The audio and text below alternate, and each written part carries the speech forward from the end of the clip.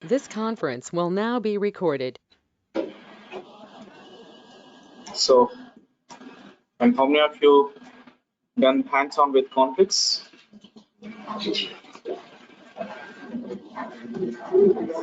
Anyone? Anyone done the practice?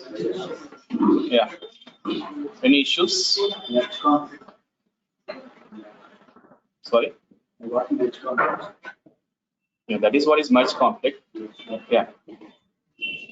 Any other issues? One is that I cannot push the phone to somebody else recorded.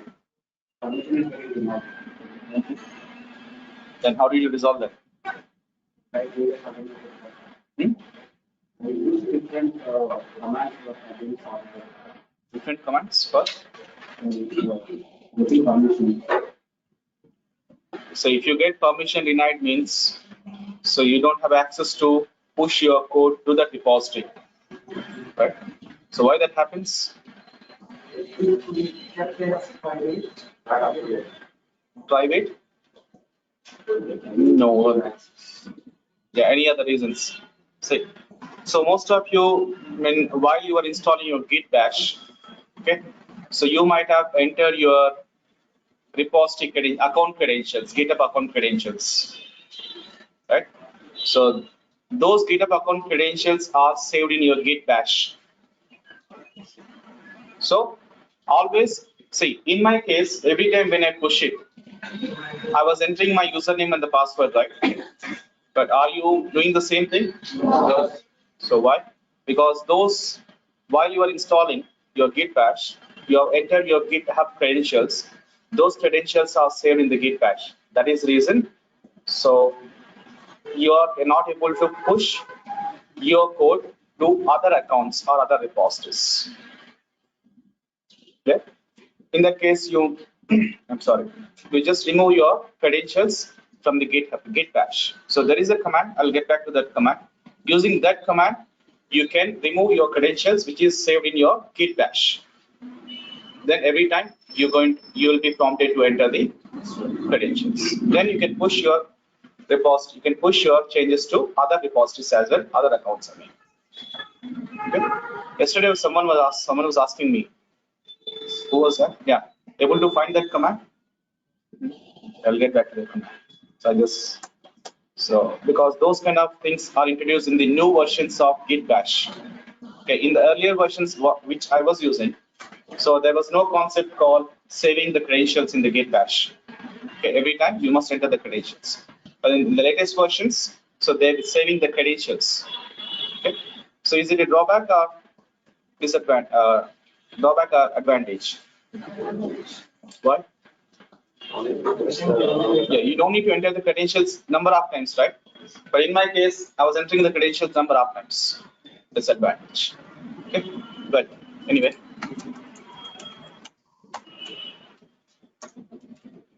Now, let's talk about the same concept. So, what we have been facing, the permission denied issues. We talk about securities. Okay, security or access control.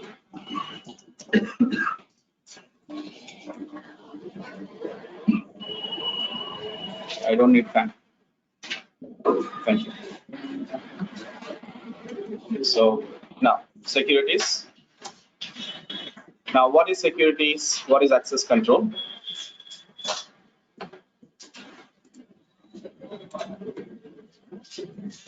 See, open Git bash first. Now where is our repository? Some repository, let's say. So this is our repository. Now whenever you push your code, so you're entering some credentials, right? What credentials they are? User credentials. Okay. Now this is my, where is the repository? Okay, that's my account, right? So what am I? I'm the owner, right? So myself, I'm the owner of my whole account, my account owner. But you are a developer now. Let's say you are some developer. And you're going to enter the credentials of owner. That means my credentials. But as a developer, I'm not going to provide you my account credentials. Okay? I don't want to provide you my account credentials. Why? Because if you have my account credentials, you can log in even to the GitHub, and then you can delete the repositories. You can do anything. And moreover, so I can't even track which developer has done what. Every time what I see, I enter that username, my username. Yeah, so I can't track it. And moreover, that is not secure to provide account owner credentials to the developers. Yeah. Then what the developers are going to enter? Developers are going to enter their provided usernames. Developers will be provided with their own usernames. So something like, let's say, some developer 1 and developer 2, whatever they are. So now as an owner, as an administrator, I'm going to provide you, you are a developer, your own credentials. You'll be using those credentials. Clear? Okay. So I won't be I won't be providing my account credentials to you. So you have your own accounts. You're going to enter, or you're going to use your credentials. Okay. So in that way, can I make it more secure or not? Now, but for example, let's say there is a developer 1. That's a username. But this user is going to enter his account name and then also password. Where the user must be existing first? GitHub, on the repository side, on the remote repository side.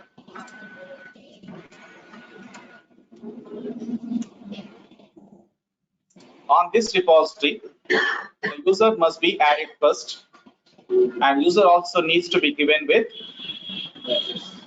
access permission. Okay, so how that works? Then, so here first we talk about user permissions or access. For example, this developer 1, I'm going to create that user.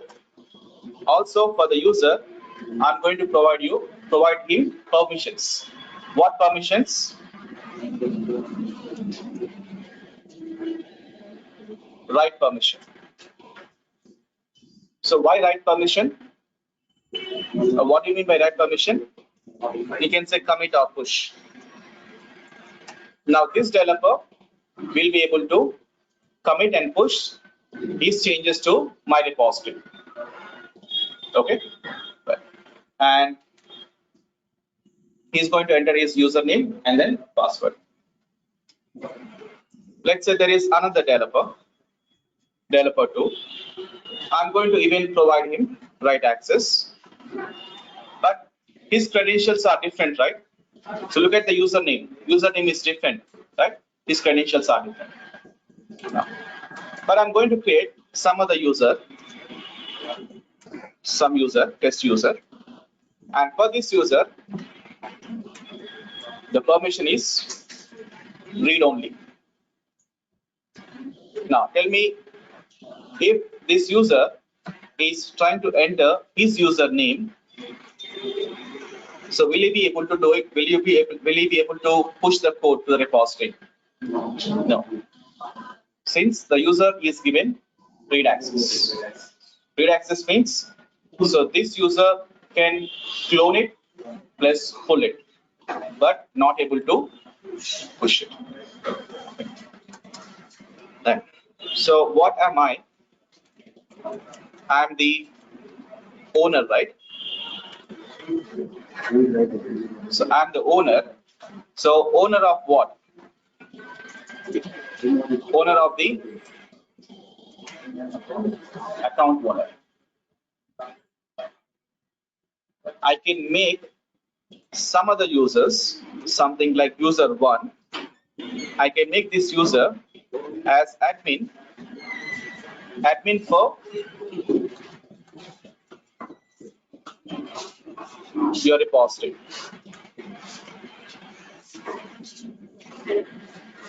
Admin for the repository. Okay. Now the difference between owner versus admin. What's the difference? I'm the whole account owner. I'm the owner for all the repositories on my account. Whereas this user one is admin Only one repository. that particular repository. Now, why do I create this kind of admin user? See, as an owner, it's not possible for me to manage every repository. I cannot do it. So since I have number of repositories, I cannot manage all the repositories. I can make user one as an admin, then this user one will be taking care of admin kind of related tasks. What are they? He can add more users. He can change the user permissions. So this kind of admin related task can be done by the admin. Okay. So this is what we're going to try now. How do you provide this type of securities? Right. So understand the permissions, understand the concept. Now let's talk about the steps.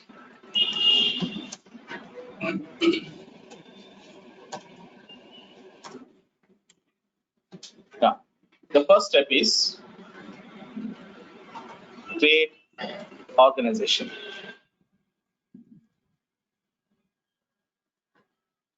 Create organization. So what is an organization? It is an project. Now, so within the project, what do we add?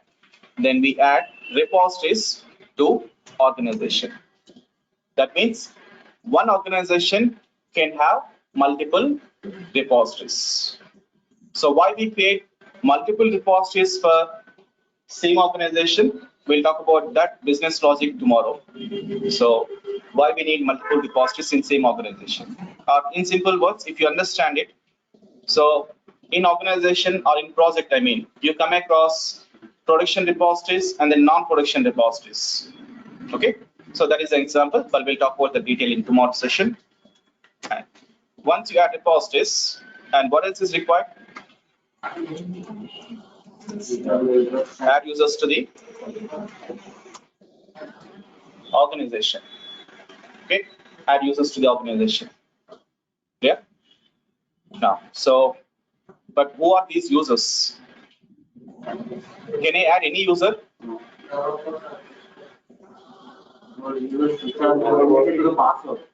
So even these users are nothing but GitHub users. So as an admin, what I do, I need about 3 users, let's say. I need developer 1, developer 2, developer 3. So what I do, I create GitHub accounts for these 3 users. Once these GitHub users are created, add these users to the organization. So these are nothing but again GitHub users. They must have GitHub accounts. See, if you don't have GitHub accounts, how can I add those users to my account? Clear? So we add users to the organization and then assign permissions. Assign permissions. So what permissions? Write permission and then read permission. Also admin. So this kind of permissions we're going to change. But so very simple steps. Now let's proceed with your GitHub. First, create organization, right? Now you can click on your account and here you can see your organizations. You can create it from here or else just click on show more and scroll down. Is it here or one second? I think somewhere here. There you have create organization and then manage organization. If you want to create organization, click on here. Or you can do the same even from here. That's not a problem, whatever that is. Your organizations. So these are all my organizations. Okay. And then there you create a new organization. Now this is important. Type of plans. Okay. You are creating an organization, but what type of organization that is? Now you have three types of organizations: free, team, enterprise. Now the difference between these three. So free, obviously it's for free, but so in free organization you can create number of public-private repositories, and same as with team and then also with enterprise. And unlimited collaborators. What do you mean by unlimited collaborators? Number of users. We can add number of users to the organization. Plus this is what is the limitation. The limitation is 2000 action minutes per month. Okay, 2000 action minutes per month. So it allows you about 2000 commits per month, not more than that. Okay. And then your repository size is just 500 MB. And whereas in team, so you have 3000 action minutes and plus 2 GB, that's the space. And if you go with enterprise, it is 50,000 action minutes, 50 GB package. But so how they charge? They charge us, if you go with team, they charge us per user. If you add one user, it is $4 per user per month. If you add about 4 users, $16. They charge us about $4 per user. They don't charge us for the organization or for the repository. So they charge us per user. And when you go with enterprise, in enterprise, they charge us $21 per user per month. So that is very expensive. Okay. Then take an example. I have a development team. In my development team, I have 50 developers. So if I have developers, do I create features at enterprise level? But almost like $1,000 only for the repository. So do these mistakes. That's not required. So instead of 50 users, now I would suggest about 3 users. Let's say user 1, and then user 2, and then user 3. So user 1 and then user 2, I will be providing write access, and then user 3, so will be my admin user. Now, so 1 to 25 developers 1 to 25, they can use user 1 credentials, and developers from 26 to 50, they can use user 2 credentials. And if you have any leads and those who are nothing but administrators, so they can go with admin access. Okay, but developers provide that. It's user 1 and then user 2. Okay, so that's enough. That's not a problem. We can use same user for same GitHub user for multiple developers. Okay, then now the question is, if these 1 to 25 developers are using the same user 1 credentials, how do I know what user has committed what?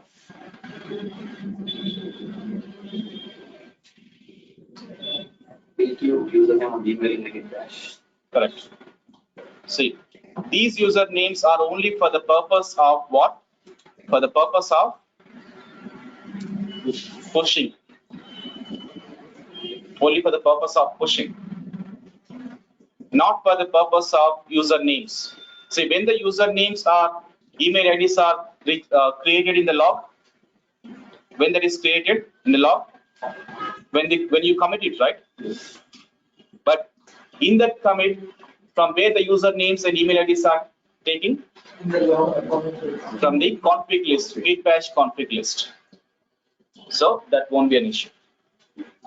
So for developers 1, I set up dev1 on his git bash. For dev2 on his git bash, dev2. So on all the devs. So that's not a problem. Okay. So back to the organization. I would select free. Let's join for free. And then let's go with set up your team. And this is your organization name. What is my organization name?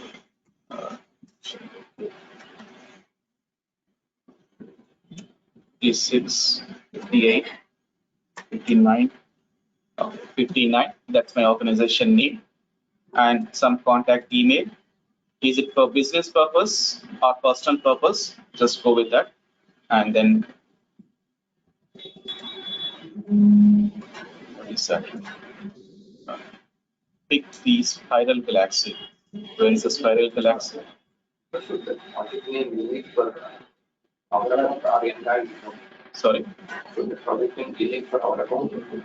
Project name. This is not a project name. This is organization name. Yeah, of course, project name, of course. So that is for only your organization purpose. There is nothing to do with this. Should that be unique to our account or entire account? Sorry, you need to. Our account? I can't understand the question. Should that name unique or we can? Okay, so the name. Okay, fine. I understand. See, this account is your only account. This name is only on your account. I was not able to create other organizations since I have created them in the past. Okay, not as in global. For example, you have some other GitHub account, so you can also create the same name. Okay, so that's a good question, but so that is not as in a global. This is only your account specific. Okay, but so anyone understand the question? So someone was like, so why do you talk? I don't know, don't understand. What is the purpose of talking in between the session? See, when someone asks, listen to the question first. Don't disturb because you respect the person. Give him some respect that he's asking a question. The question might be useful for you, right? It's not a fool to ask questions. That now, so I need some usernames. So here we use usernames now. So, well, but these usernames must be GitHub usernames. Okay. Now I need some of your usernames, GitHub usernames. I can have yours. GitHub username. Which one? Sorry. 9216. This one. 6. So you have access to mail. You have email on your mobile. Yeah. Just check your mail. Anyone else?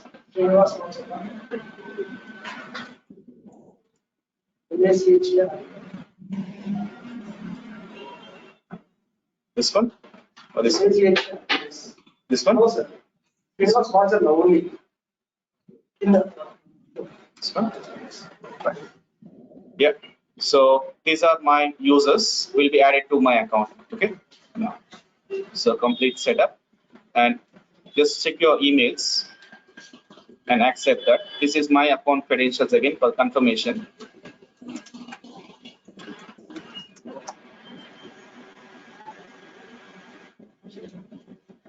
But so then just this is kind of a survey. Okay, just a survey. And if you like how many are going to use your account and just for what purpose you're using this, just some basic information. I don't need it. Skip it. Yeah. So now here I can see people. Now, so I can see the pending invitations. So there is a pending invitation. When you go to members, I can see this person has accepted my invitation. Okay. Now we also have users are added to my organization. Now back to repositories. Create a new repository. Now we are creating a repository under this organization. So this is my organization. So something like this. Now look at here. I'm going to name it as repo repo 1. Now it says repo 1 is available. So repo 1 with that name, it is available in that organization. Okay. Since you are creating that repository in test ORs with 59, that name, that repository is available in that organization. Okay. So the names are repositories are organization specific, not your account specific. Whereas organizations are account specific and users are globally. Okay. Well, so now you can create a public repository or a private repository. Now, so if you go with public, anyone on the internet can see the repository, but you choose who can commit it.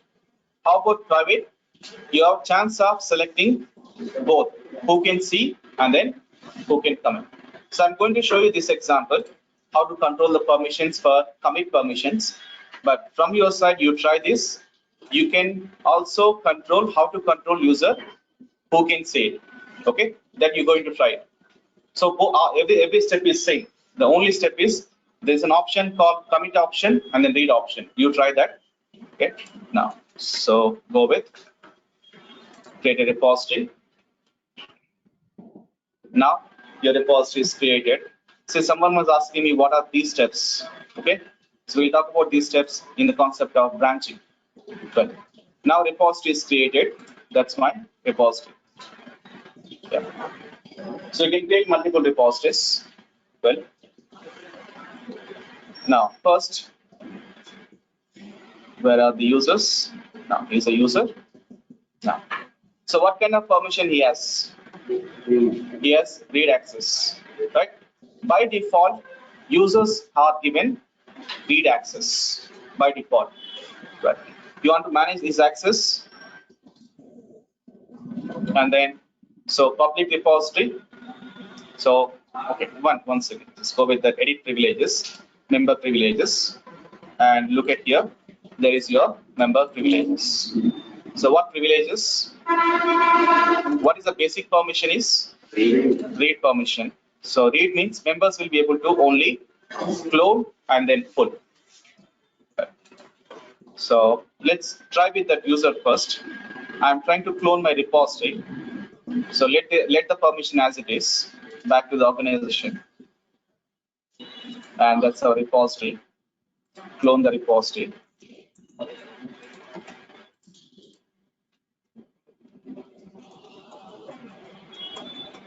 I'm going to clone it.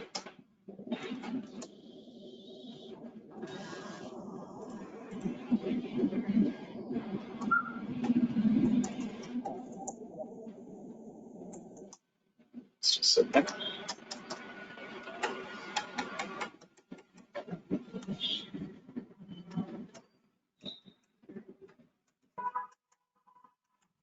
Just 1 second.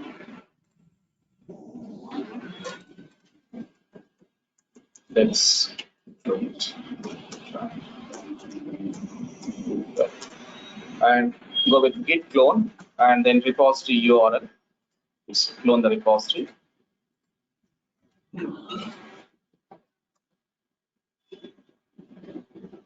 So can I clone it? I have cloned it, right? There is your repository one. But why I was not prompted to enter credentials while I was cloning? No, you given the permission to read. So you can clone it. It was a public repository, right? So since it was a public repository, the access permission was so anyone can see my repository. Okay. But if it was a private repository, even while clone, so you must enter the credentials. Okay. But now going with now, so enter into the repository. We are in the repository and create a file and then add it and then commit. So let's say file 1. Now git push.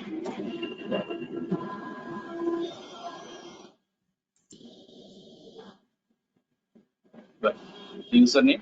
Can you enter your username? Enter your username. Start. Come. Start. Just my name. Yeah. That's it. Password. Start. Sunil. My GitHub details. Yeah. 9296. 9296. So let's push it. That's invalid username, or else we say that authentication failed. So since the user was not given right access, so we won't be able to, and this user won't be able to push the code. Okay, let's change the permissions now. Back to the repository, the user, and manage his access, manage privileges, and change to right permissions. If you provide right permission, members will be able to clone, pull, push, okay, to all the repositories in organization. So we are providing access to the organization. That means all the repositories will be given access. So that is saved. Now let's try that user again.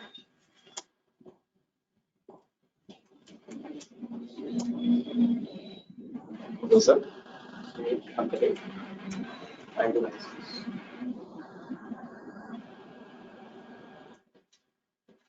Wrong. Can you just try it again? Let's see.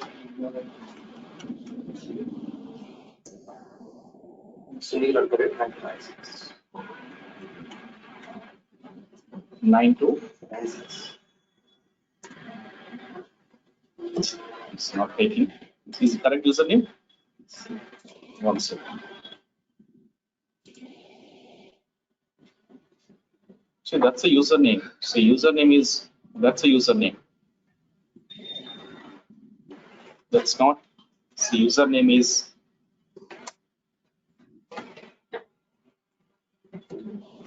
that's a username.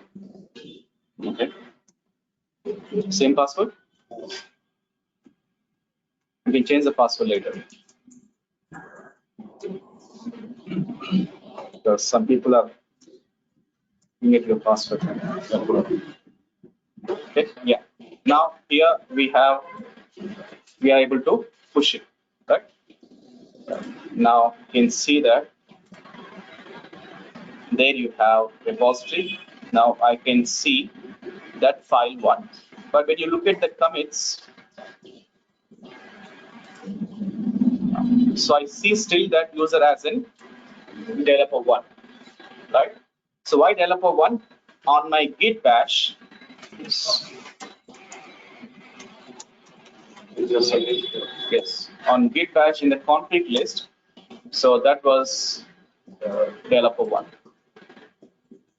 That means if you have number of developers, they can use the same user credentials, but the usernames appear from the logs.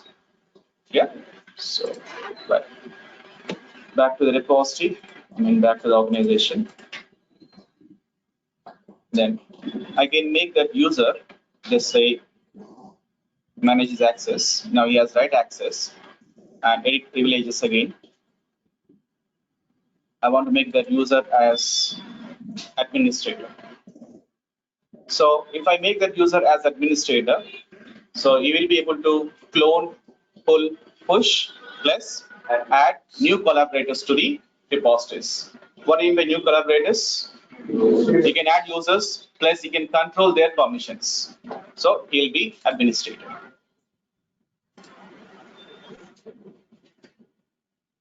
And just to all repositories. Yes, all repositories means in that organization. In that organization. I am going to only one repository. So you do the actions at organization level. You see that you're at organization level. And if you go with the repository, sorry, go to the user, back to the user.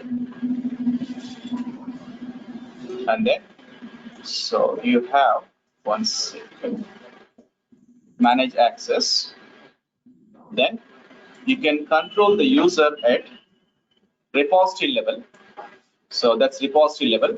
But this kind of access, if you want to control the users at repository level, you need to have access. You need to create either team organization type or else enterprise organization type. In free organization type, you will be able to control the repositories at an all organization level or all the repositories. But if you want to control the users at an individual repository level, so that kind of access will be given to the a team organization type or else enterprise organization type, but not in free. So there are some limitations. This is one of the limitations. Okay. Well, so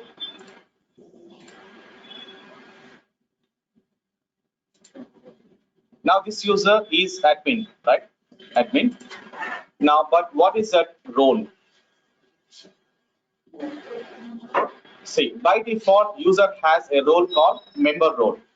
If user has a role called member role, I can change his permissions to admin, read, or write. Okay. Then let's make this user as owner. Owner means full administrative access to the entire organization. Now he is an admin.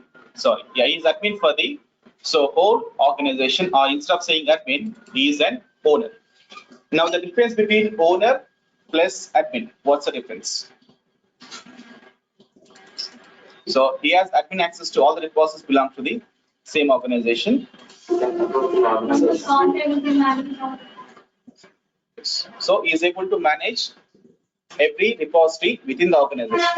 He is able to manage every repository in the organization. Even this user can delete administrator, right? So administrator cannot delete repositories. So for example, I want to delete a repository. So can admin do it? No. Admin don't have access to delete repositories. He can manage the collaborators. He can manage the users, but not the repositories. But I want someone to create repositories as well. Who is going to do it? Owner is going to do it. Then what am I? I am the account owner. I am the account owner. So I am the owner of all the organizations. And this user is owner of this organization. And within that, you can have multiple administrators or multiple developers. Okay. Well, now this is how you control the permissions. But going back to that user. Now, so that's user.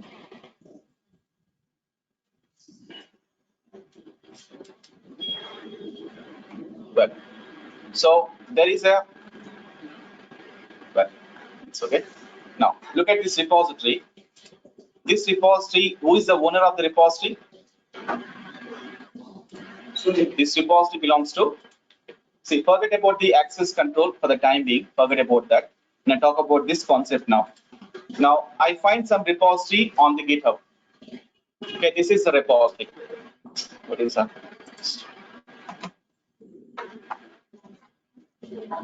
So this is a repository.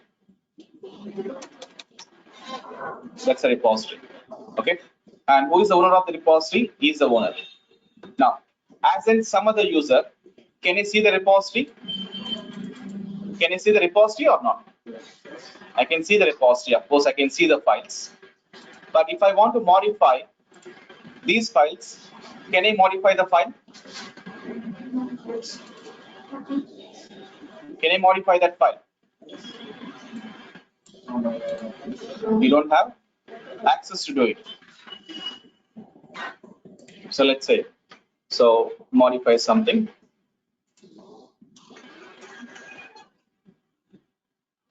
Just commit, but the option is not commit. What was that? Propose changes. So what do you mean by proposing changes? So now click on the propose changes. Now that user, owner of the user, has sent a request. What was the request? So and so user, this user has modified your repository or your file and you want to merge those changes into your account. Okay, so we have sent a proposal to the user. User needs to accept it. Okay, but so there is also another way. If I want to modify the file, just back to the repository again, back to the repository, click on the file, click on some file, and then when I try to modify that, there is a message. The message, you have that message now. You don't have write access. Okay. But so previously, did you see that there was a message, something called, just a second. So since we have already sent a request, so I think I cannot show you that. That's okay. But so I can't show you that. The message displays only for the first time. Now, what I'm going to do, I'm going to copy the whole repository into my account. Okay. So if I copy the whole repository into my account, then after that, can I do the changes on the repository? Okay, we'll see. Okay, this is our repository, right? Now I'm going to copy that repository into my account. How are you going to copy that? There is, what is that? Fork. Now let's fork it. Forking is nothing but copying it. I'm going to copy it to some organization. What is the organization we have created? That's organization. Now fork it. Yeah. So where is this repository is available? In my account, in my organization. Now do the changes now. File 3 and then modification. Can I modify that? Yes. Yeah. See, since this is available on my organization, I can modify the repository. Okay. So, and you see at the bottom you still have the message. What is the message is the repository is forked from this account. So he is the actual owner and I have forked the repository. But so modify the file, something like create file, whatever. 1 second, just back to this. Just modify the file. Say hello. Let's say hello. And there I go with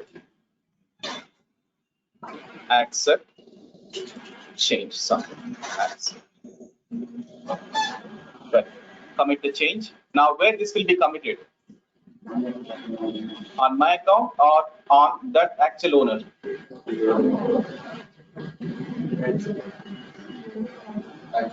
So what is the message you see?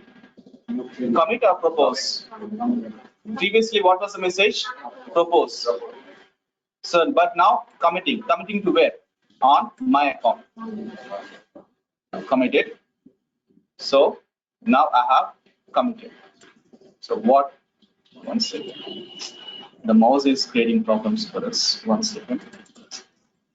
Just commit the change. Yeah. Now it's committed. So it is committed onto my account. If you want to see that, back to that repository. Okay. File 3.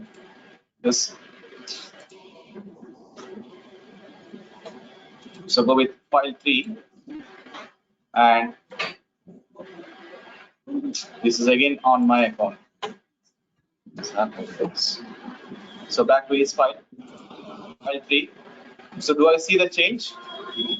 I don't see the change. What? Committed onto my account. So since the repository was copied onto my account, so even the change was committed onto my account. But how is that possible? The change which was committed by me, I want to have the change on his account. Okay, you understand the question? The change which I have done on my repository, but that repository was already forked or not? Yes, I want to have that change applicable onto his repository. How do we do that? Now, so back to my repository. So this is my repository, right? Now, on my repository, I would be raising a pull request. What is that? Pull request. What is pull request? So when I raise a pull request, the actual user of the account of the repository, he gets an request saying that, so that user has modified a file and he wants to merge that change in your account. So whether you want to pull the changes. Okay. Now I'm raising a pull request. Click on the pull request and then create a new pull request.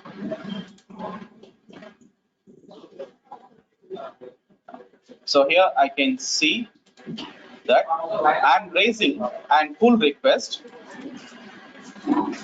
now. So from this repository, this is my repository, right? From this repository and in master, I'm raising the pull request to the actual owner repository. He is the owner.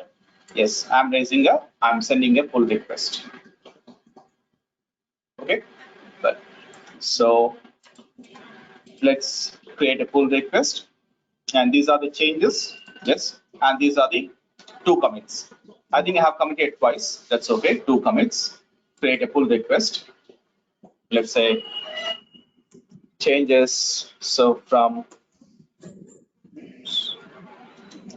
changes from user and accept. Let's say give some message. Accept my changes, and then create a pull request. Now create it. Now the user was sent an pull request. Okay. Now back to that user now. Of course, I'm a user already in that user repository. And I can see the pull request. There is a one pull request. This user has a pull request. There is a pull request. So changes from so and so that pull request. Now I have just raised a pull request. But did that change already applied on that repository?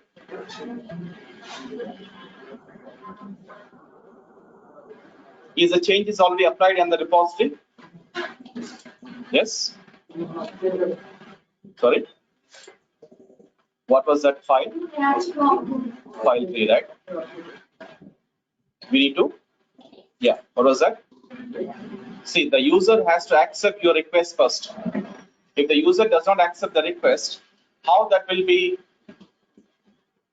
change will be applicable on his repository? See, that is not your repository. That is his repository. Now he has a choice of selecting whether he can merge the changes into his account or he can reject the changes as well. Okay, so try that. Where is the pull request? There is a pull request, but I need to log in as that user because I want to accept that request. Who is going to accept it? Sunil is going to accept it because he is the owner. So he is going to accept it. Then just log in that user. Just sign in. Now, so 9296.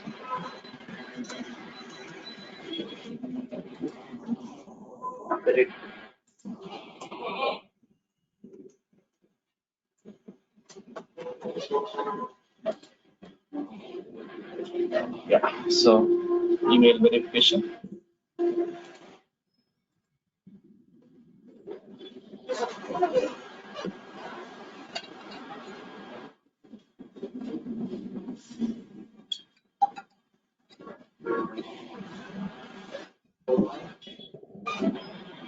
Four nine.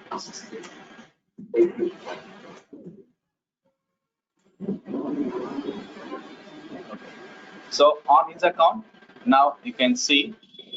So from this, it was 4. Okay, and go to that repository. What was the repository? This one, repository. There you can see a pull request. Okay, so go with pull request, and there is your pull request. Now, so what I can do with the request is, where is that actions? Actions selected. Where is it?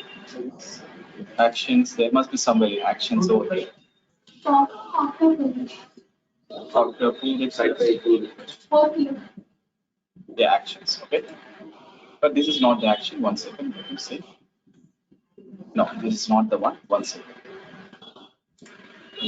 I just selected. Where is it? Where is it? Click on it. Yeah, first select it first. I'm sorry. Yeah, select it. And then you just go with merge the pull request. Okay. So I want to merge that pull request. So once you select that merge, and then the change will be applicable on my account. Now click on that merge and confirm merge. Now pull request is closed. Okay.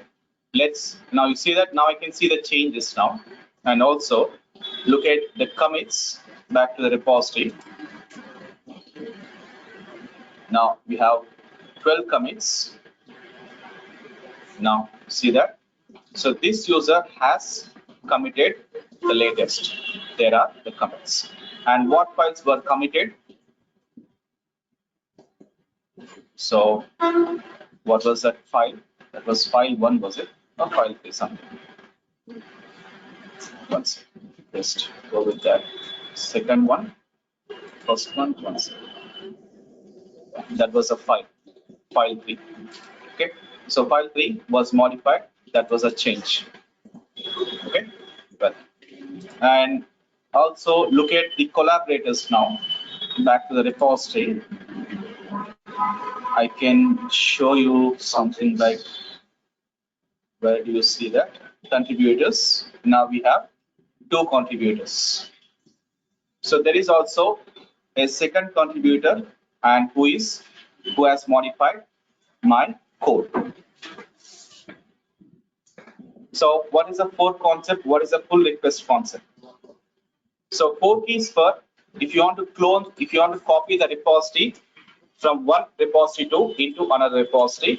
So it is forking for copying the repository. Copy from another account to your account. So that's forking. Then, so what is the pull request? To raise a request, okay. To raise request for purpose of what? Okay. So I have done some changes on the fork repository. Once it is forked, then I want to apply the changes from my repository to the actual repository. Then we raise a pull request. Okay. Then what's the difference between pull versus pull request? Pull request versus pull. What's the difference?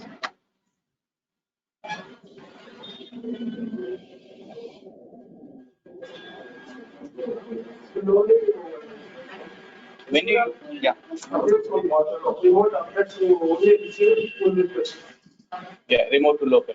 So if you want to update your repository, if you want to update your local repository, same as your remote repository, you pull it, right? So that is updating local repository simply. I have a working copy. I want to update my working copy. You go with pull. Now, what is a pull request? I have a fork repository, and I have done some changes in the fork repository. And if you want to apply the same changes in the actual owner repository, then you raise a pull request. Okay. But why we use the pull request? I'll show you this example in tomorrow's session, the practical part. When we use it, why we use it. Practically, I have shown you, but why we use it? So I'll explain that in tomorrow's. I will go through some business logic, how repositories are created. I'll take that part. And what is fetch?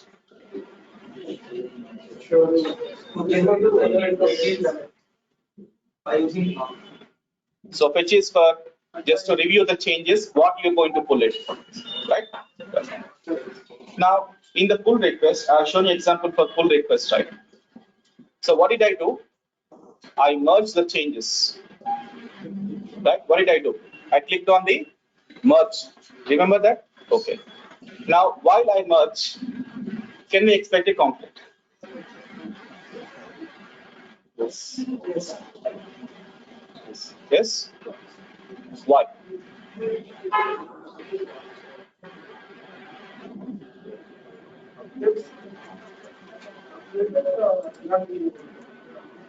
Sorry? See, when do you expect a conflict? I given a clear example yesterday. Yes. So, if multiple developers are modifying same file, same lines. Now, apply the same logic now. So, if that user, so he is a user, let's say this user is the owner, right? He is the owner. Then, if this user has already modified that file, and then same lines, and the changes were already committed. Then as an other user, I have a fork copy. I have modified the same file, same lines. So once it is done, I mean, when I commit it, do I expect a conflict? No, right? I don't expect a conflict. Okay. So then when do we expect a conflict? When we, did I push it here? I'm talking about when we raise a pull request. Not even when we raise a pull request. So we can raise a pull request, no issue.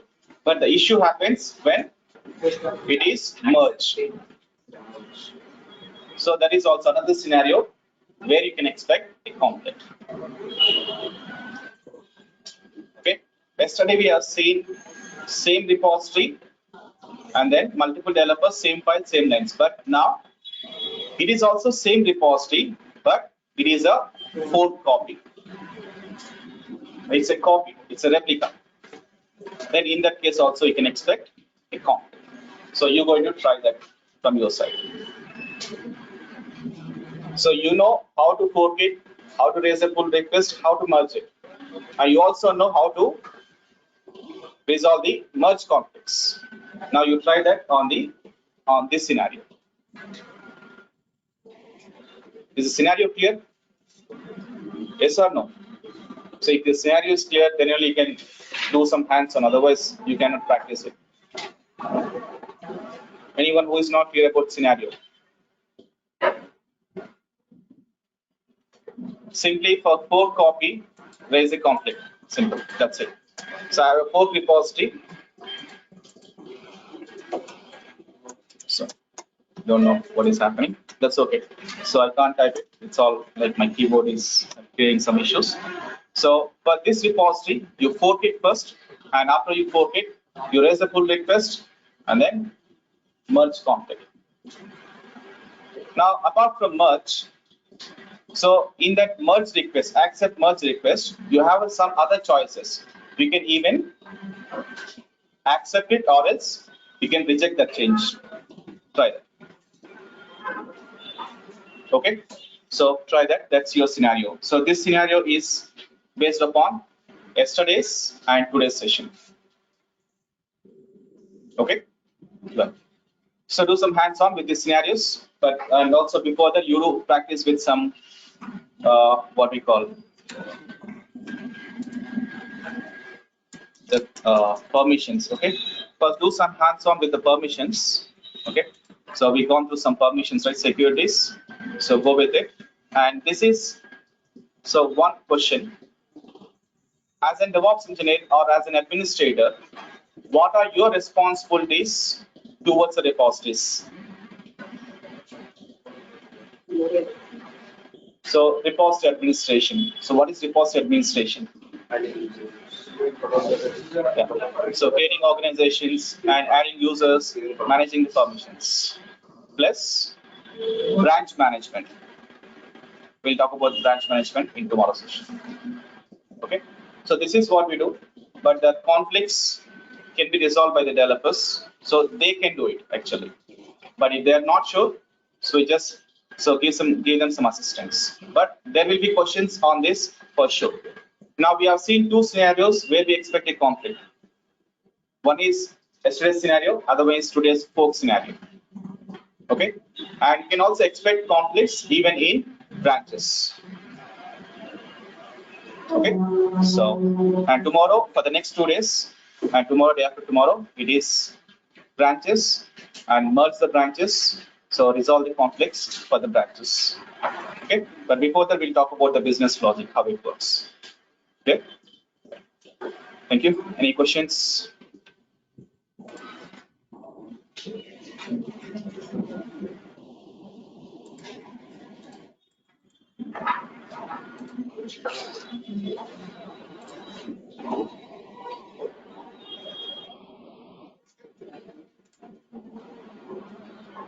Okay, thank you.